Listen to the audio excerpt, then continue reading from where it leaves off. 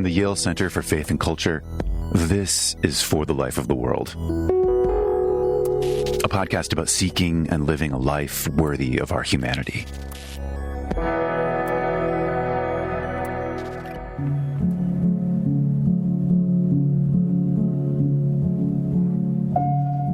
Is there any greater father-son baggage than Christ in the Garden of Gethsemane when he's on his knees alone and says, "Father, take this cup from me"? And in a sense, we inherit our Father's cups, and carrying the weight of that with all of that complexity and the sacrifice that it demands of us. I don't know that we can know our fathers until we know sacrifice ourselves. This is Stan Grant, an Australian and the son of Indigenous Aboriginal people.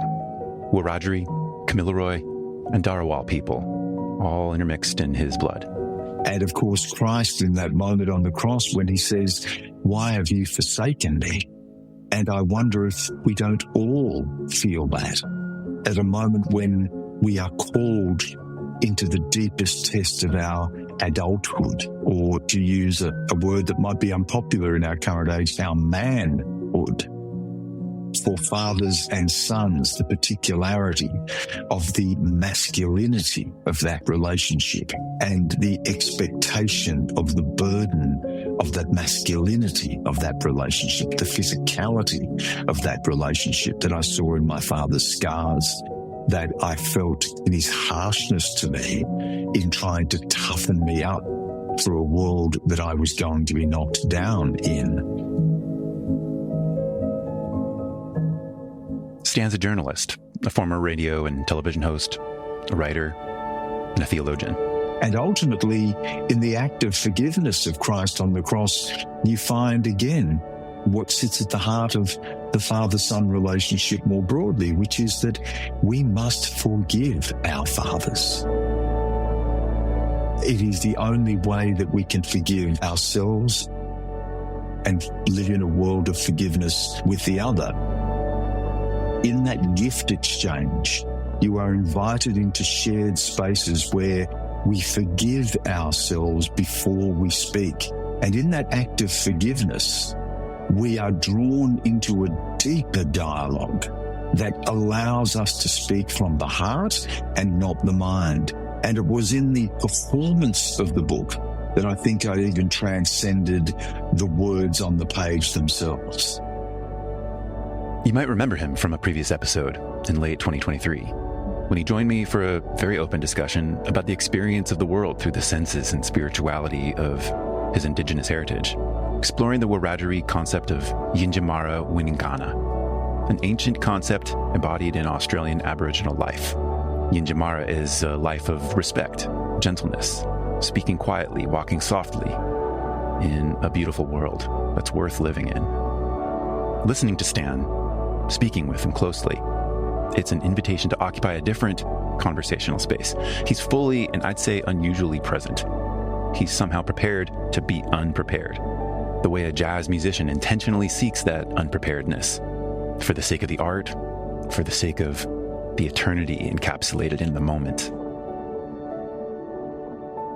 Jazz is improvisational that comes from a deeply rehearsed space. And that's our lives. If you consider the lives of our ancestors, the world that we are born into as rehearsal, then we occupy that space of generational rehearsal with our own improvisational lives. And I think that's why someone like John Coltrane speaks to me so profoundly, is that you have someone who is a master of his craft, whose hours of rehearsal, who has embodied in his art the ancestral connection to his people, faith, God, and then in that improv is able to make that connection. And that's how I approach writing in general. I mean, I often surprise people when I say this, but I have never written a second draft. Every book, the 10th book I've written now, the form that the reader receives it is the form in which it was written. Of course, in the editing process, you go back and you might want to add a little bit, but in terms of changing it, in terms of restructure, in terms of writing it again, I don't do it because I want to get to the point where the rehearsal has prepared me for the improv. And it is in putting those words on the page with the immediacy of that I think I get past the artifice of editing or the artifice of second thought. Second thought can be a place where we hide. It can be a place where we lie. And I love the idea of the immediacy of that connection. You think of Christ and Christ's parables. I mean, the incredible thing is that Christ, of course, writes nothing down in the parables, in his immediate connection to the human connection. You have a depth that I don't know you get in the more studied form. That's how it works for me. That's always been my approach. I don't think I could do it any other way.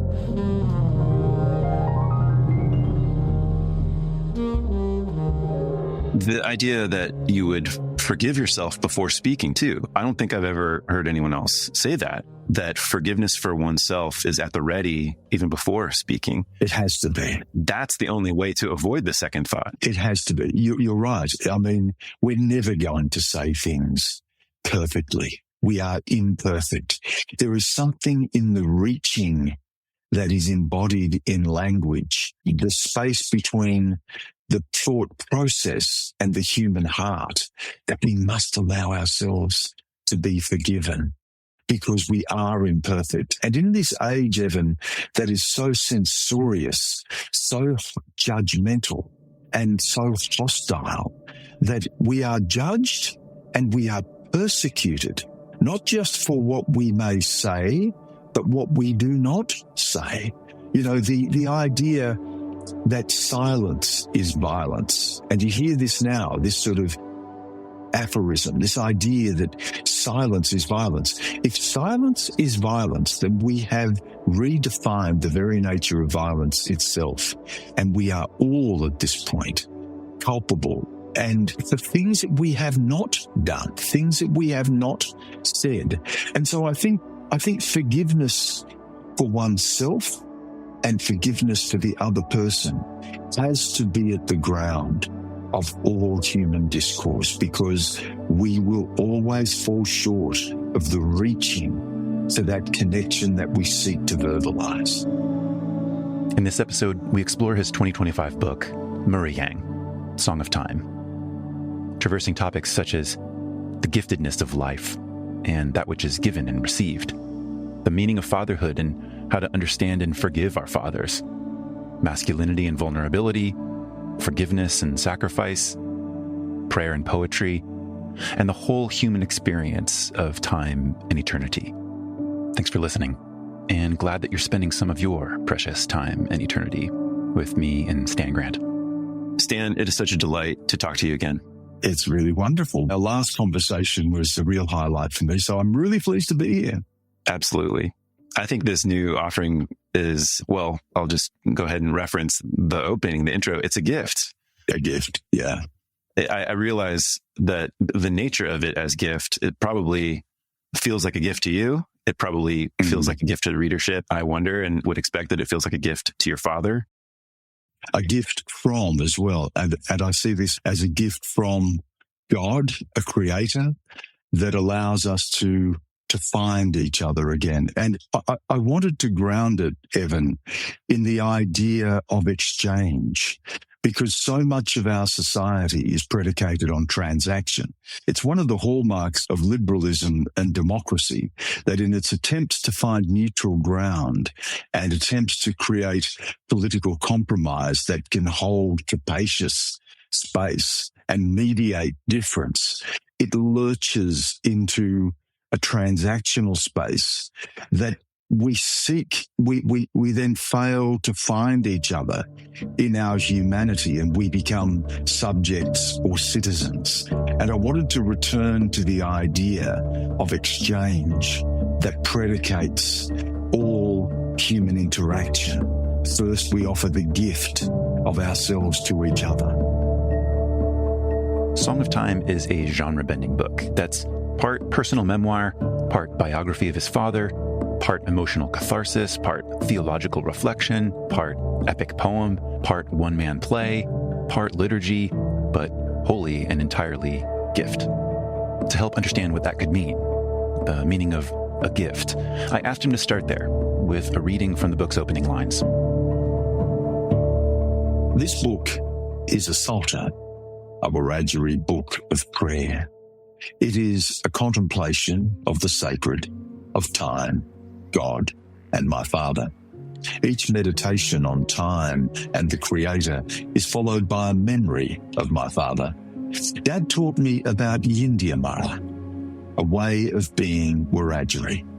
It means to be quiet, respectful, kind, and forgiving. Yindiamara is not a philosophy, but a theology, a way of contemplating God. Dad never speaks about Yindiamara without talking about Bayami, God. With God's guidance, I wrote this book more as a poem, seeking silence and warmth and a shelter from the noise of modernity. I offer this to you to be read slowly. Open at any page, and I hope you find your own place of peace. Please look at the stars. Please feel the breath of the wind. Please listen to the songs of birds. Please let in beauty and lock out evil. Turn off the TV, throw away newspapers, block out the words of politicians. Media kills, politics kills. Babies smile and trust before they learn to hate. We cannot survive without each other. We were not made for chaos. We were not made for war. We were not made for greed. God is love. God is love. God is love. Praise to God. Praise to Bayami in Murriyang. Praise to God in heaven. Seen from its liturgical side, Song of Time has a structure resembling a cyclical conversation between Stan, his father, and heaven. No chapter titles, no chapter numbers, just a volley between two Wiradjuri concepts. First, Murriyang, part of the book's title, which Stan defines as a thin space between earth and heaven, where the mystical realm was a breath or a touch away. That alternates with Babin, the Wiradjuri word for father. And as he tells me later in the conversation, the book became a kind of rhythmic, improvisational breathing of the Lord's Prayer. Our Father, who art in heaven. Father in heaven, heaven in Father. Father in heaven, heaven in Father.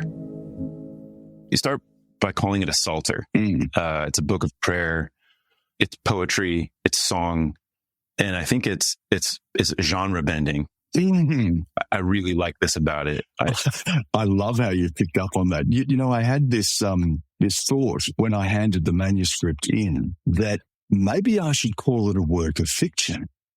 And I really did. I thought if this was offered as a novel, it would be a way of sort of reinterpreting what a novel can do. And I love novelists like Italo Calvino or Milan Kundera and others who play with form and move in and out of philosophical spaces, narrative spaces, emotional spaces, and in first-person voice. You know, Calvino will talk about someone reading an Italo Calvino book in his own book.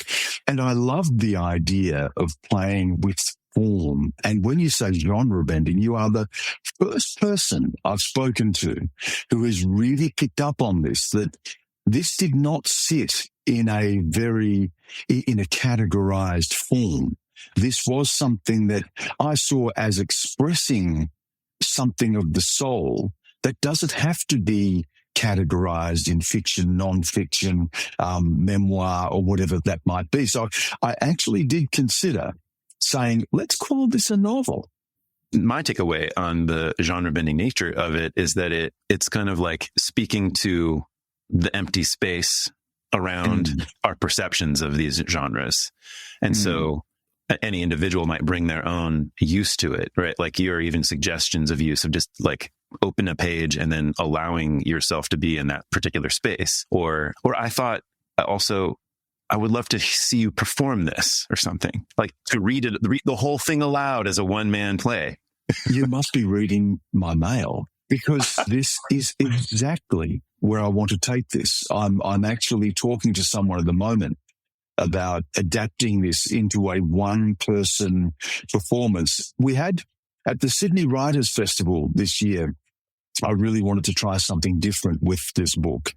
And I said to them, rather than have me with an interlocutor, rather than do the normal sort of interview form with a little bit of reading, how about I do it as a one-person performance? And what I did was I began, before I even came out onto the stage, with the Australian Chamber Orchestra doing a performance of a piece of Bach. And I came out to that. It was from St. Matthew Passion. And I then came out at the end of that piece and I started to talk about the book. And I wove that through passages of the book. And we finished with a closing piece from Bach. So that I incorporated music, poetry. It was the meditation on time, the relationship to my father, culture, mortality. And I did it as a one-person performance. It was quite a high wire act because I had no script. I didn't structure it. I didn't plan it. I wanted it to be in the moment. I wanted it to have intimacy and immediacy and spontaneity. And it really worked, to the point where I had people coming up the next day in tears, actually, saying how it had moved them. This life is radically contingent. And every kid sooner or later comes to realize the extent of this contingency. If not for the exact causal pattern of this physical universe, it's hard to imagine how you or me or anyone could have otherwise existed. It happened just so. And it just kind of had to be this way in order for us to be here. And I'll spare you all the biology and physiology this implies. But what we have in Murriyang and what we have in Stan Grant is a gift from his father, Stan Sr. Stan describes the father-son gift in ways that are at once exactly particular to their unique relationship and their own timelines and personal family and Aboriginal history, and yet also somehow universal, or at least archetypical for this present age, picking up on a very familiar experience of all of our fathers. As a son, I saw my own dad in these pages, and as a dad, I see my kids in these pages. Tell me a little bit about your dad. Dad is the person, the idea, the soul that I have wrestled with my entire life. He's a deeply fallen, fallible man, a deeply scarred human, an incredibly heroic seer, a man of immense courage.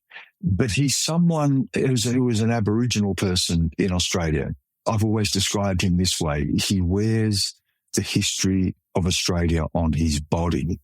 His body has been a battleground.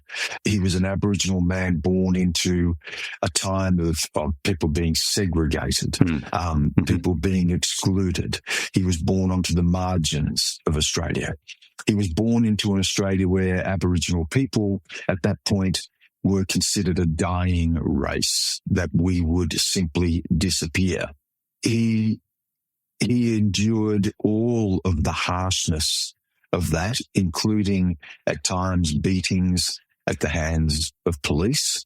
He has on his body, as I say, wounds, a stab wound in his shoulder. He has the tips of 3 of his fingers missing from working in sawmills, having to put food on the table for us. He has tattoos that are not the sort of illustrations, the sort of cosmetic tattoo that people might wear today, but, you know, those hard blue ink tattoos almost carved into your body. They tell a story themselves. He's had almost every bone in his body broken at some time or another. My image of him when I was young, Evan, was we were an itinerant family. We moved around a lot. Dad was a manual labourer. He worked in sawmills. He worked wherever he could find work. And he was always exhausted. He was difficult to know. He was difficult to get close to, primarily, I think, because of the sheer exhaustion, carrying the weight of survival. Yeah. And I remember once when I was about 6 years old, and I looked in on my father in a bath. My mother used to have to boil hot water outside because we didn't have hot and running water.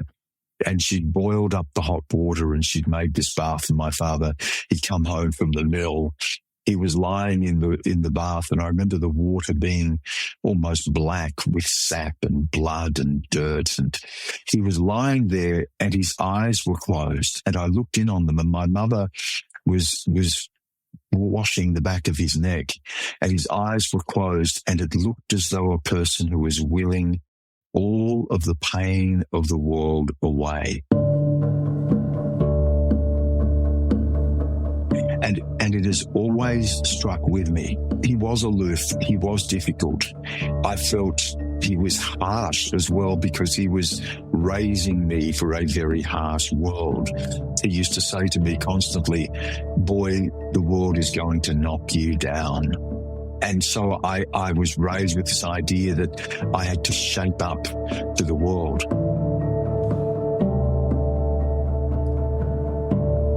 What was beautiful, Evan, was that in later life, he found a renaissance, a second life. Australia was changing. There was more awareness and appreciation of Aboriginal culture. A linguist came to my dad and asked if he would work with him on a project of retrieving our language, which at that point was almost lost. My dad was one of the last fluent speakers. Wow. And together they worked on writing the first dictionary of our language.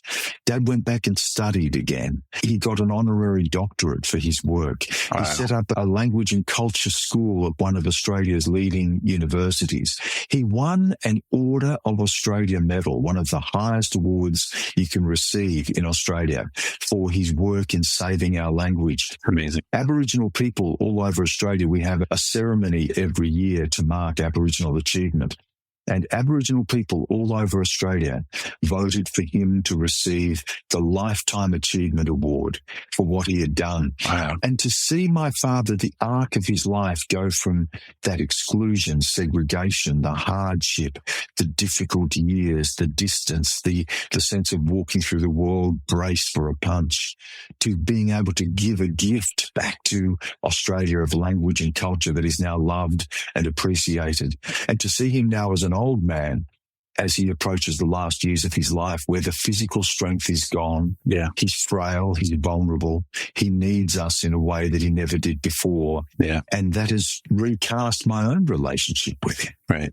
The way you depict your relationship with him in the book, it seems to be this wonderful example of the complexity of a relationship and the winding nature of a relationship, in the same way that you seek to resist the use of words and to allow the silence of being to be there. I mean, we live in a culture where father baggage is just widespread. And this has to do with, I mean, like, clearly your experience as a Wiradjuri man, and your father's experience growing up in 20th century Australia, that has its own particular mark on it. But I'm curious what you would have to say about the father-son relationship more broadly, what you've learned through your meditations on it. Is there any greater father-son baggage than Christ in the Garden of Gethsemane, when he's on his knees alone and says, "Father, take this cup from me"? And in a sense, we inherit our Father's cups. And carrying the weight of that with all of that complexity and the sacrifice that it demands of us. I don't know that we can know our fathers until we know sacrifice ourselves. And of course, Christ in that moment on the cross when he says, "Why have you forsaken me?" And I wonder if we don't all feel that at a moment when we are called into the deepest test of our adulthood, or to use a word that might be unpopular in our current age, our manhood. Yeah. for fathers and sons, the particularity of the masculinity of that relationship and the expectation of the burden of that masculinity of that relationship, the physicality of that relationship that I saw in my father's scars, that I felt in his harshness to me in trying to toughen me up for a world that I was going to be knocked down in.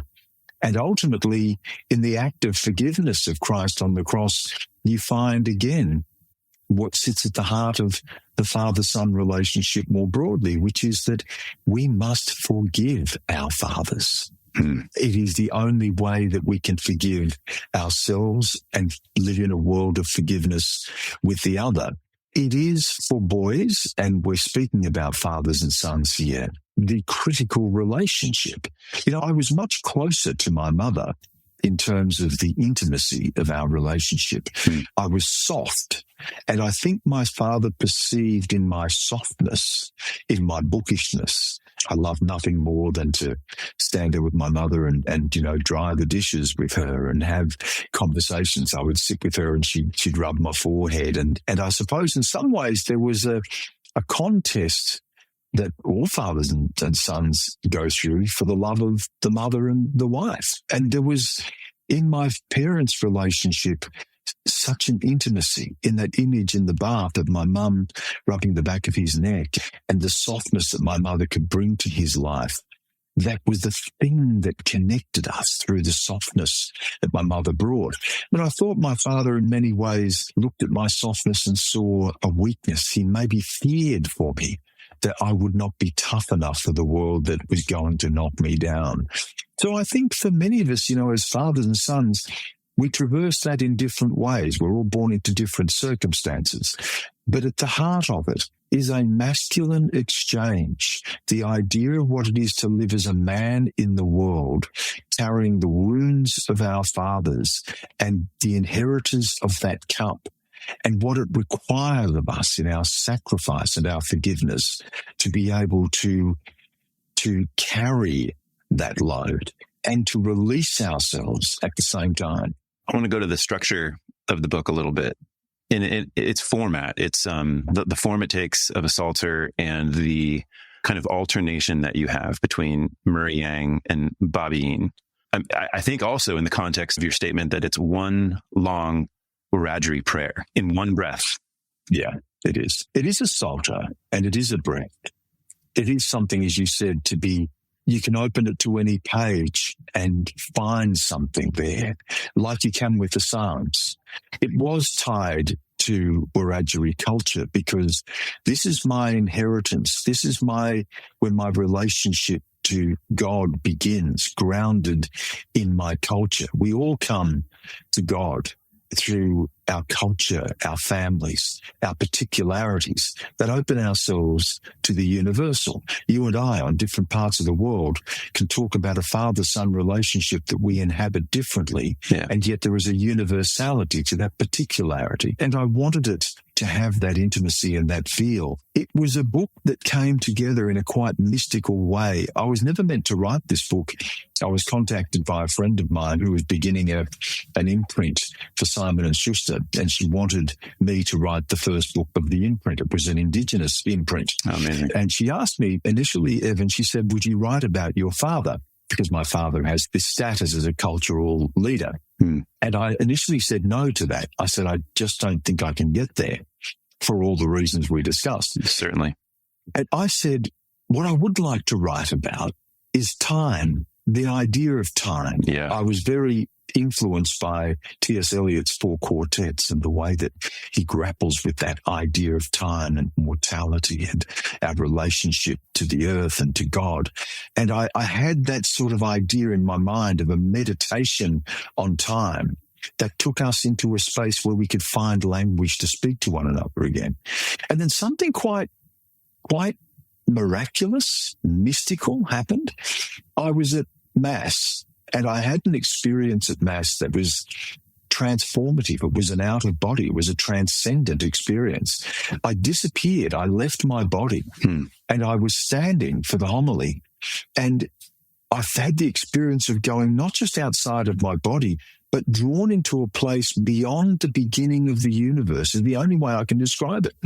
Whatever is there before the Big Bang, I was there. And there was a face that came out of this void, and the face nestled on mine, right against my face.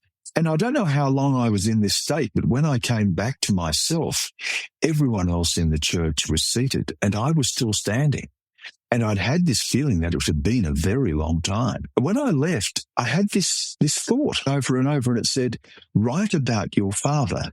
Now, at this point, I had written all of the meditations on time. All the Murriyang parts were written, but there was no Babin. And then I thought, write about my father. So I sat down. I started to write about my father in memory, because memory is how we traverse time. Uh-huh.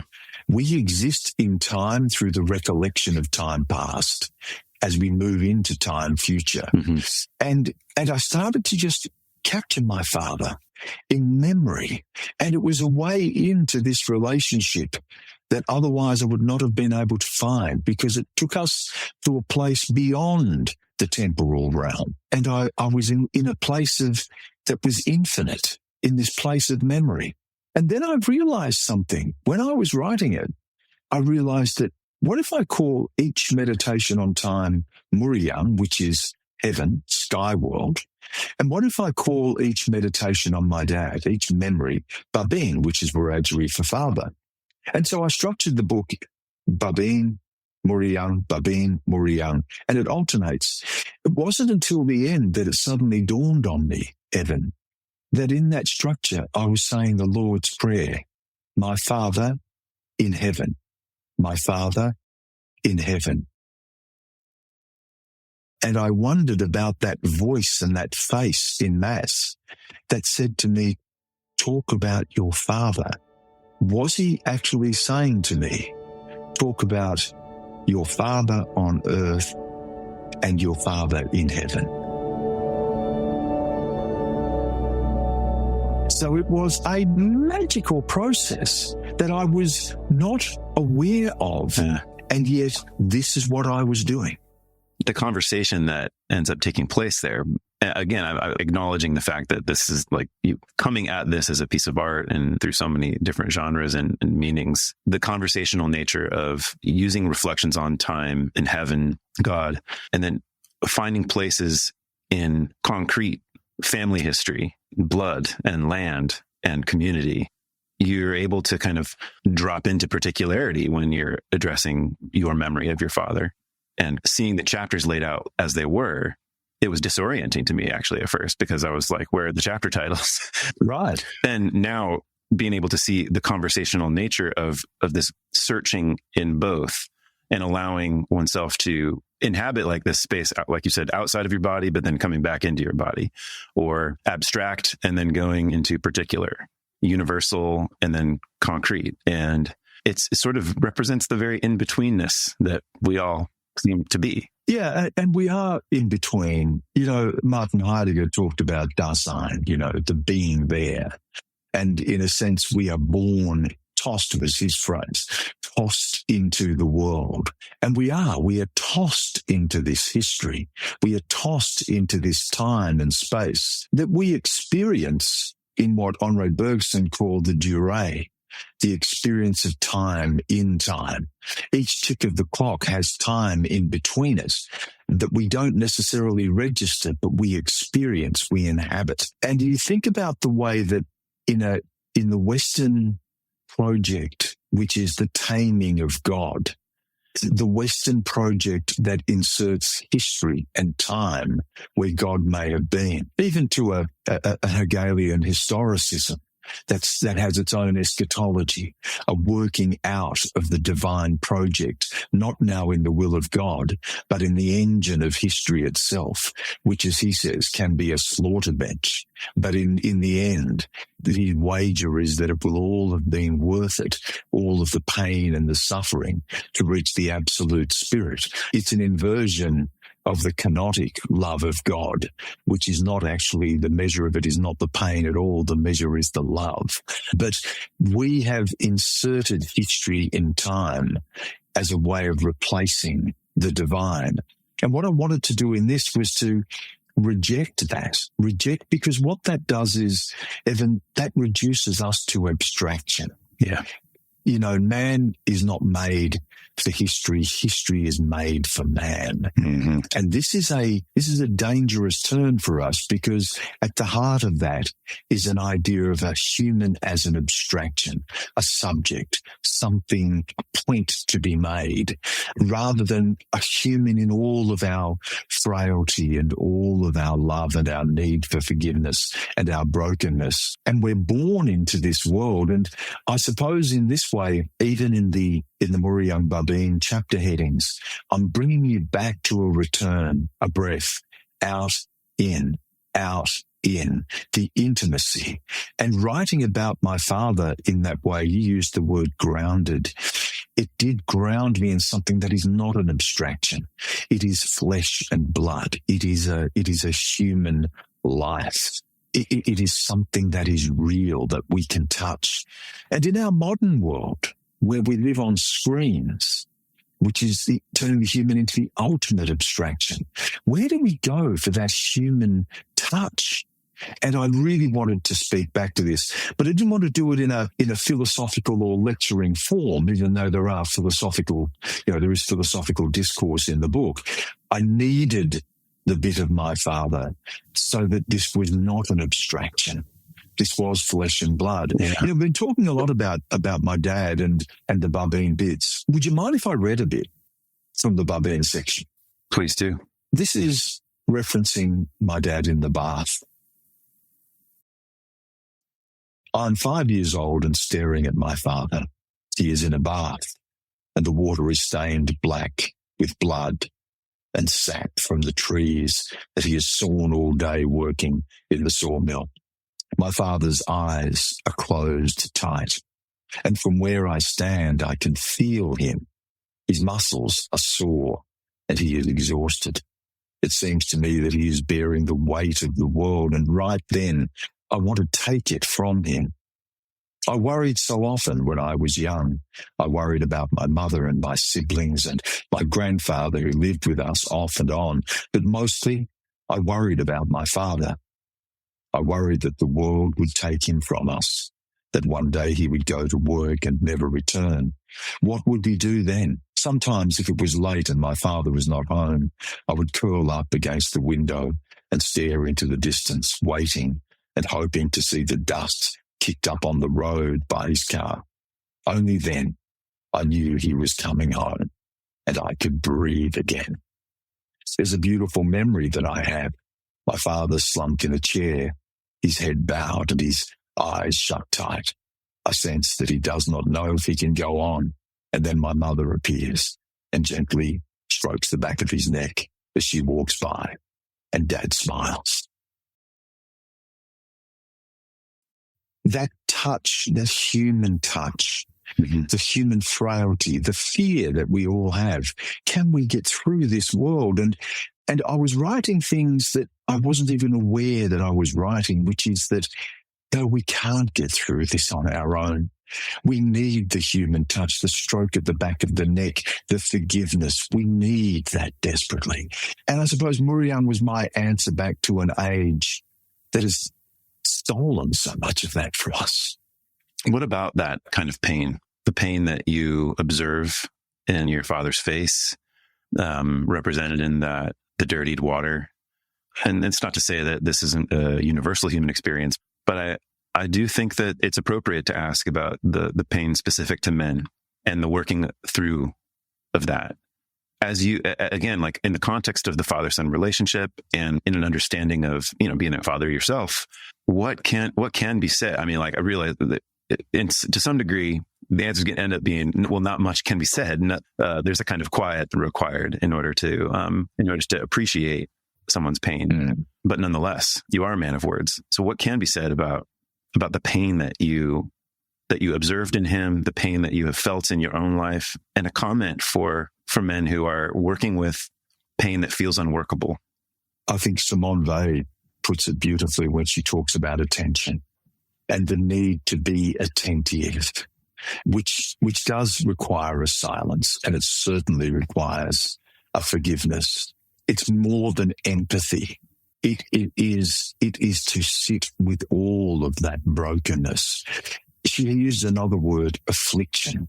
Mm-hmm. And she talks about affliction as being the cold hand of fate, the thing that strips us of our very humanity. It chills us down to our souls, and we become not a human, but merely a thing.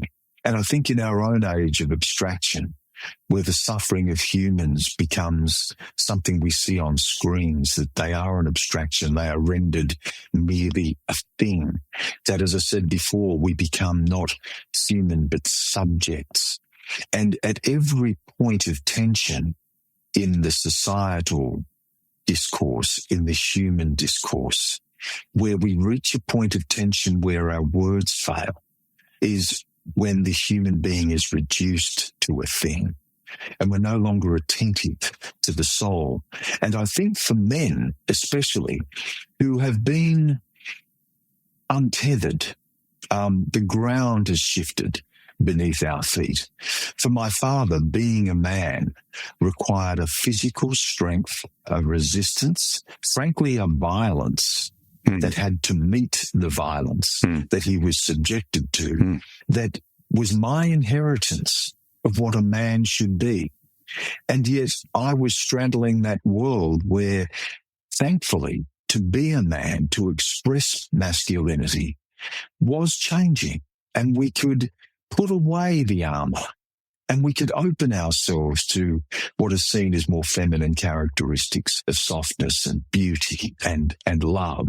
And I worry that in today's age, where at the point of contention, our words fail, that a lot of boys are feeling prejudged, that in their masculinity, in having to acquit for the sins of misogyny, that they are seen as an abstraction, that they are not seen as human beings, as men, trying to make our way in the world as we are, with all of its messiness, its Dasein, it's being tossed into the world.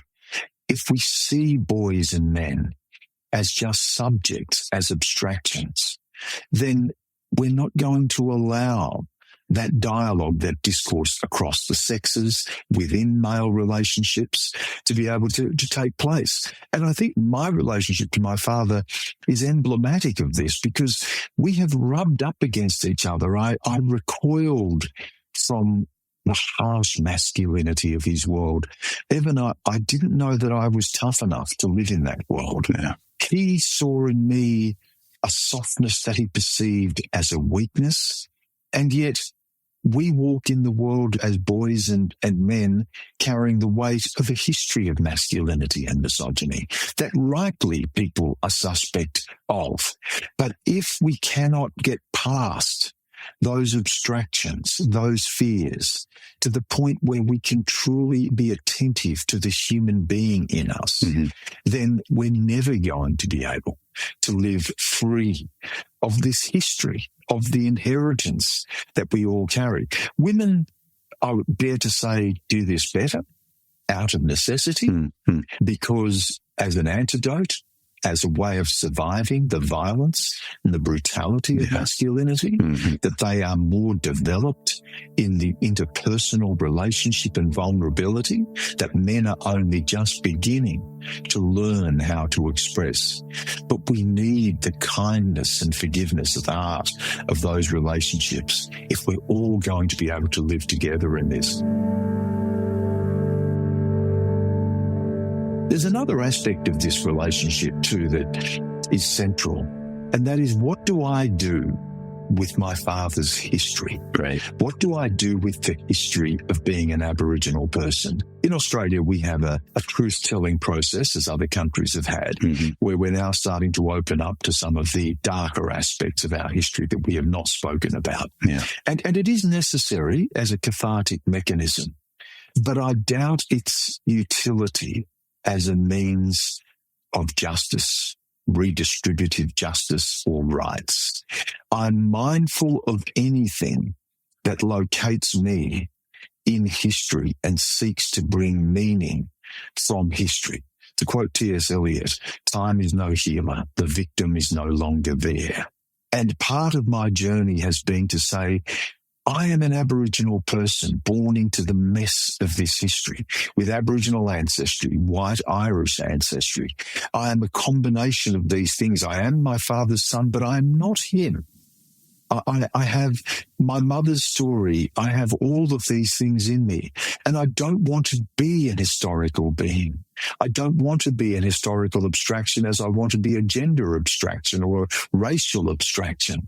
So part of this too was saying, how do I express being an Aboriginal person where I am free to create that for myself, where my history does not speak for me before I've even opened my mouth? And so part of this is wrestling with those shibboleths today of identity, truth, history, justice, rights, which in many ways, and Simone Weil I have to thank for this, she sees those things as words of the middle region. They are the transactional words.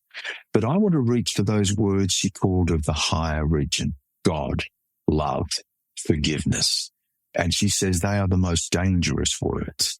When the truth will set me free, that is the truth I experience in the mystery of the Eucharist.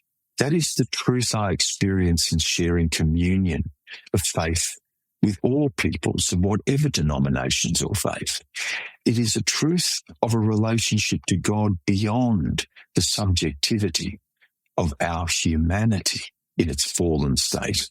And Murriyang, in its own insufficient way, because we're always going to fail, is my reaching for that. I want to be free of it, the history that we're all born into.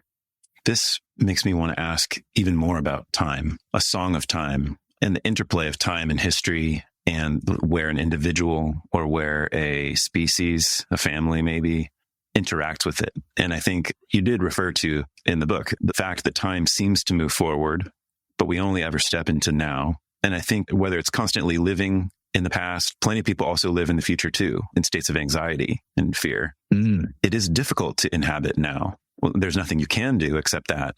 But how has your understanding of time changed because of these reflections of yours? Tell me more. It's a tricky space. St. Augustine famously said in his Confessions, what was God doing before he made time? He was making hell for the overcurious. And, I think we're playing with fire when we come into time. I mean, the whole idea of time, is God in time? Well, if God is in time, then time is God. If God is out of time and we are in time, do we experience something God does not experience? And then how can God be God? These questions of the location of ourselves in time, even to talk of timelessness, imputes an understanding of time. It is a negative idea of time. We have removed time from time. Eternity, when you talk about eternity, it is bordered by the possibilities, the imaginative space of time itself. It reaches to an horizon, but what is beyond the horizon? For modernity, of course, time is the big story. To be modern is to reinvent time. It is to be new. Modernity and technology is all about taming time. Zygmunt Bauman, the great sociologist, talked about the instantaneity, the instant moment, that we live now in a world where space is irrelevant because we don't locate ourselves spatially. You and I, through technology, are traversing time. You're in a different time zone. That we are speaking now at different times, in a different day, in a different country, and we have entirely collapsed the spatial separation between us, and time is instant in ways that our ancestors, our grandparents would never have been able to do. And Bauman says there is a danger in this, in that neutralizing the space and collapsing time means that we no longer have spaces to dwell with one another, and creating those spaces is really imperative. And so I think, as I said before, the idea of history as well, history then becomes the engine of what is seen as human progress rather than a divine will. This is a very modern idea, Evan. Our ancestors, for tens of thousands of years, lived entirely in a world of an objective relationship to the divine, of everything around them. It's what ordered their world. They were not existentially baffled as we are. And yet the invention of time that frees us from God, that empowers us to create ourselves as God, also bedevils us. And what is the extension of the modern project? That we never die, that we live forever. We push the boundaries of human longevity out to the outer limits. We are now on the verge of a transhumanism where our consciousness will survive our bodies. So Evan Rosa and Stan Grant will persist as consciousness beyond the limitation of this human form. It raises questions about the soul. It raises questions about the meaning of life. If life has no end, does it have any meaning?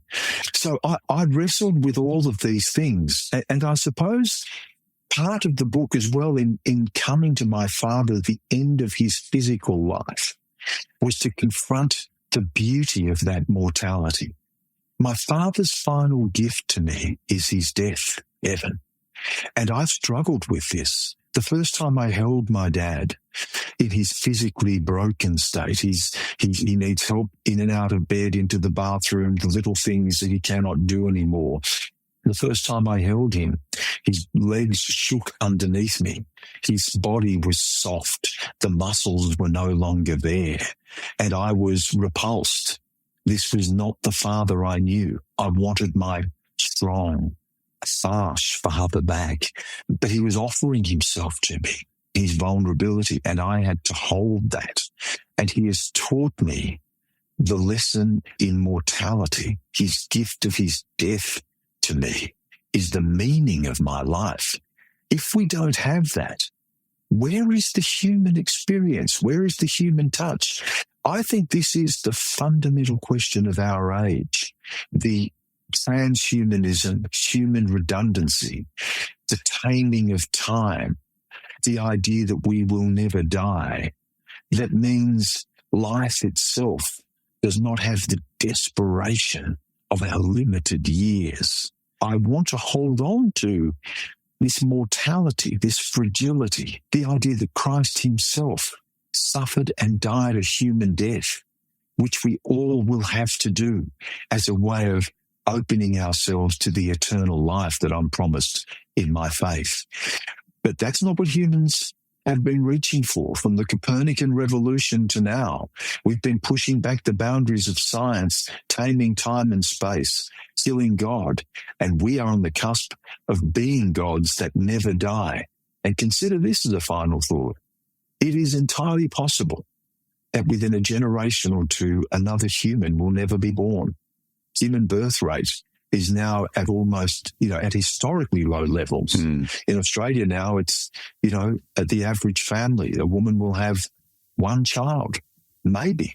In places like Korea, Japan, China, women are not having children. And if we're in a place where the human being is not defined by the give and take of the love of a human relationship in the birth of a new child, with all of the things that we've discussed today inherent in that child, history, tradition, family, mortality, God, then where are we as a species? And these are fundamental questions that are coming at us right now. What I really appreciate about what you do generally, but this book is an example of it, is allowing your reflection on these really big ideas. They are big. They're hard to wrap our minds around, and they do require close attention and familiarity with philosophy, theology, culture, history, but with a really deep appreciation for the form of this text and your laying bare, this part of yourself, this part of your family you're working with what you have. Yeah. And I think that is one of the deepest challenges to anybody, because the temptation is constantly to be seeking something from the outside, from somewhere out there, someone to come in and save us. And yet you're working from within your tradition and your relations and within your own body and your own mind. And it's just, the result is like just a really beautiful piece. I would have added, I am only working with what I have. I see the limitations of it. I see that even in this book, there are places and spaces to go to beyond this. It has led me to the next book I'm going to write. It's a continuation of this, wrestling with these questions. But all we have is what we can offer in this moment to this time that, as I said before, predicated on a forgiveness in a gift exchange rather than a transaction, that allows us to begin to have just the type of conversation that we've had today. It changed me a lot, this book, Evan. It brought me even closer in my relationship to my faith. Certainly, it had allowed me to put a lot of the complexity and the challenges of that father relationship into a different space. It has opened me to a different way of writing and thinking. I've explored the sort of capacity and the possibilities of writing beyond categorization and genre. So it has changed me as well. And I suppose that's the nature of the human experience. We are not fully formed. We don't arrive fully formed. We don't leave fully formed. And I think one of the things that I worry about for our young people today is that they are expected to be able to solve these things and have answers to these things. They are expected to have opinions about everything. They are expected to be constantly engaged. And there is no time for the silence, the repose, the doubt, the fear. And when fewer and fewer people are engaged in the act of reading, which invites you into dialogue in quiet places, we're losing the possibility of that. And this book, I suppose, is my attempt to say, I want to try to offer something into that space. To come back to our starting point, it's a gift. That's fitting, because I think what is indicative of what I learned in your book, which is the endless loop of things, to just end up where you started. In my end is my beginning. Yeah, end up where you started. Yeah, indeed. Stan, thank you so much for joining me. It was amazing. It's been an absolute pleasure, Evan. Always is. Thank you so much.